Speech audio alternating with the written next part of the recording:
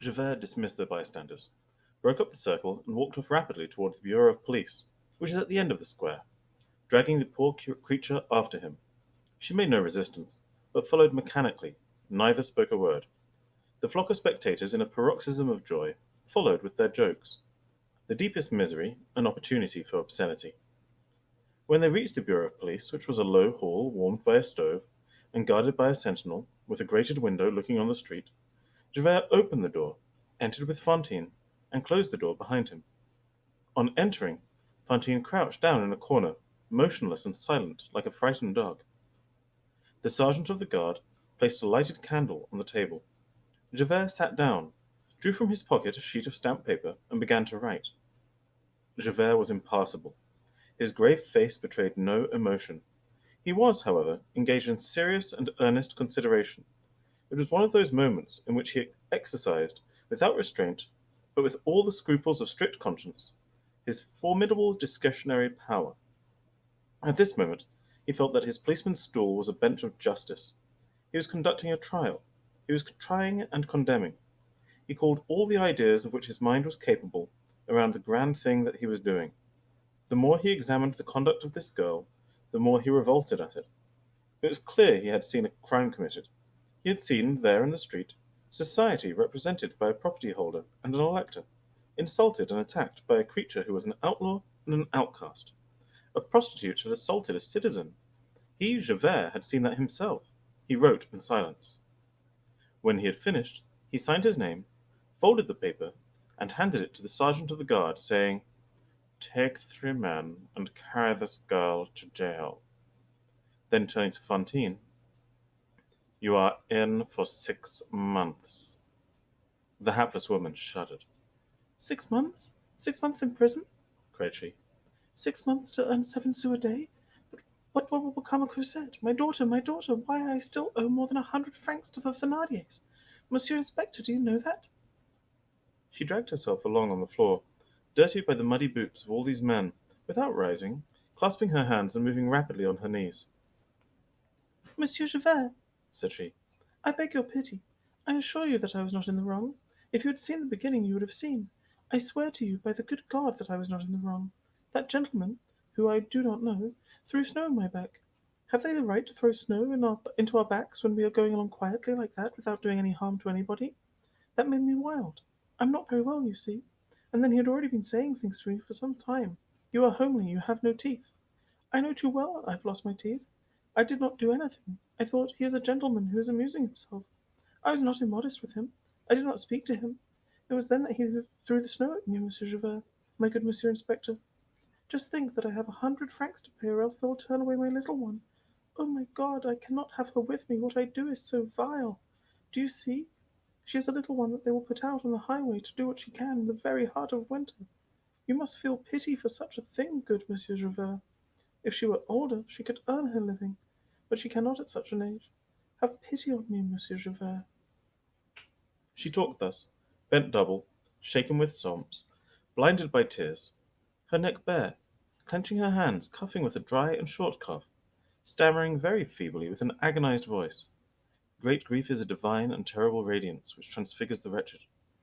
At that moment, Fantine had again become beautiful. At certain instants she stopped, and tenderly kissed the policeman's coat. She would have softened a heart of granite, but you cannot soften a heart of wood. "Come," said Javert, "I have heard you. Haven't you got through? March off at once. You have your 6 months. The Eternal Father in person could do nothing for you." At these solemn words, "The Eternal Father in person could do nothing for you," she understood that her sentence was fixed. She sank down, murmuring, "Mercy." Javert turned his back. The soldier seized her by the arms. A few minutes before, a man had entered without being noticed. He had closed the door, and stood with his back against it, and heard the despairing supplication of Fantine. When the soldiers put their hands upon the wretched being who would not rise, he stepped forward out of the shadow and said, "One moment, if you please." Javert raised his eyes and recognized Monsieur Madeleine. He took off his hat, and bowing with a sort of angry awkwardness, "Pardon, Monsieur Maire." This word, Monsieur Maire, had a strange effect upon Fantine. She sprang to her feet at once, like a spectre rising from the ground, pushed back the soldiers with her arms, walked straight to Monsieur Madeleine before they could stop her, and gazing at him fixedly with a wild look, she exclaimed, "Ah, it is you then who are Monsieur Mayor?" Then she burst out laughing and spit in his face. Monsieur Madeleine wiped his face and said, "Inspector Javert, set this woman at liberty." Javert felt as though he was on the point of losing his senses. He was stupefied with amazement. Thought and speech alike failed him. The sum of possible astonishment had been overpassed. He remained speechless. The mayor's words were not less strange a blow to Fantine. She raised her bare arm and clung to the damper of the stove as if she were staggered. Meanwhile, she looked all around and began to talk in a low voice as if speaking to herself. "At liberty? They let me go? I am not to go to prison for 6 months? Who was it that said that? It is not possible that anybody said that. I misunderstood. That cannot be this monster of a mayor. Oh, Monsieur Javert, it was you that said they must let me go, is it not? Go and inquire. Speak to my landlord. I pay my rent, and he will surely tell you that I am honest. Oh dear, I beg your pardon. I have touched, I did not know it, the damper of the stove, and it smokes." Then addressing herself to the soldiers, "Say now, did you see how I spit in his face? Oh, you old scoundrel of a mayor! You came here to frighten me, but I am not afraid of you. I am afraid of Monsieur Javert. I am afraid of my good Monsieur Javert." As she said this, she turned again toward the inspector. "Now you see, Monsieur Inspector, you must be just. I know that you are just, Monsieur Inspector. In fact, it is a very simple. A man who jocosely throws a little snow into a woman's back, that makes them laugh, the officers. They must divert themselves with something, and we poor things are only there for their amusement. And then, you come. You're obliged to keep order. You arrest the woman who has done wrong, but on reflection, as you are good, you tell them to set me at liberty. That is for my little one, because 6 months in prison, that would prevent my supporting my child. Only never come back again, wretch. Oh, I will never come back again, Monsieur Javert. They may do anything they like with me now, I will not stir. Only today, you see, I cried because that hurt me. I did not in the least expect that snow from that gentleman. And then, I have told you, I am not very well, I cough. I have something in my chest like a ball which burns me. The doctor tells me, be careful, stop, feel, give me your hand. Don't be afraid, here it is." Suddenly, she hastily adjusted the disorder of her garments, smoothed down the folds of her dress, which, in dragging herself about, had been raised about almost as high as her knees, and walked towards the door, saying in an undertone to the soldiers, with a friendly nod of the head, "Boys, Monsieur the Inspector said you must release me. I am going." She put her hand upon the latch. One more step and she would be in the street. Javert, until that moment, had remained standing, motionless, his eyes fixed on the ground, looking in the midst of the scene like a statue was waiting to be placed in position. The sound of the latch roused him. He raised his head with an expression of sovereign authority, an expression always the more frightful in proportion as power is vested in beings of lower grade, ferocious in the wild beast, atrocious in the undeveloped man. "Sergeant," exclaimed he, "don't you see that this vagabond is going off? Who told you to let her go?" "I," said Madeleine. At the words of Javert, Fantine had trembled and dropped the latch, as a thief who is caught drops what he has stolen. When Madeleine spoke, she turned, and from that moment, without saying a word, without even daring to breathe freely, she looked by turns from Madeleine to Javert, and from Javert to Madeleine, as one or the other was speaking.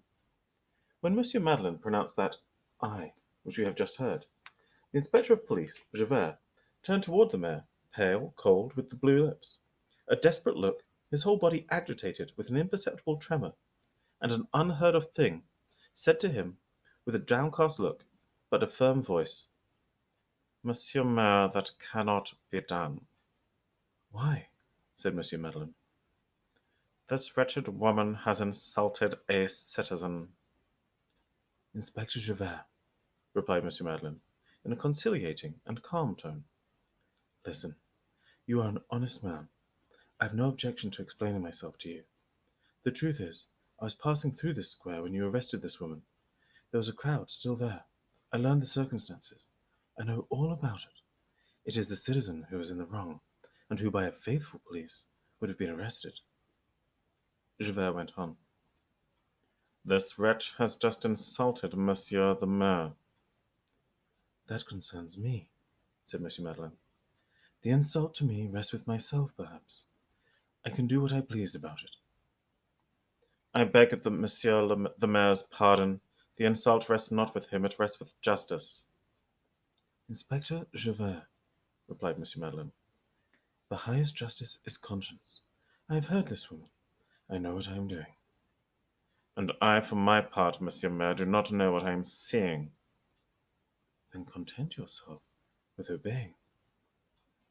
I obey my duty. My duty requires that this woman spend 6 months in prison. Monsieur Madeleine answered mildly, listen to this. She shall not a day. Monsieur Mayor, permit not another word. However, retire, said Monsieur Madeleine. Javert received the blow, standing in front and with open breast like a Russian soldier. He bowed to the ground before the mayor and went out. Fantine stood by the door and looked at him with stupor as he passed before her. Meanwhile, she was also the subject of a strange revolution. She listened with dismay. She looked around with alarm, and at each word that Monsieur Madeleine uttered, she felt the fearful darkness of her hatred melt within and flow away, while there was born in her heart an indescribable and unspeakable warmth of joy, of confidence, and of love. When Javert was gone, Monsieur Madeleine turned toward her and said to her, speaking slowly and with difficulty like a man who is struggling that he may not weep, I have heard you. I knew nothing of what you have said. I believe it is true. I did not even know that you had left my workshop. Why did you not apply to me? But now I will pay your debts. I'll have your child come to you, or you shall go to her. You shall live here at Paris, or where you will. I take charge of your child and you. You shall do no more work if you do not wish to. I will give you all the money that you need. You shall again become honest, and again becoming happy. More than that, listen. I declare to you from this moment, if all is as you say, and I do not doubt it, that you have never ceased to be virtuous and holy before God. Oh, poor woman. This was more than poor Fantine could bear. To have Cosette, to leave this infamous life, to live free, rich, happy, honest with Cosette, to see suddenly spring up from the midst of her misery all these realities of paradise. She looked as if she was stupefied at the man who was speaking to her, and could only pour out 2 or 3 sobs. Oh, oh! Her limbs gave way. She threw herself on her knees before Monsieur Madeleine, and, before he could prevent it, he felt that she had seized his hand and carried it to her lips. Then she fainted.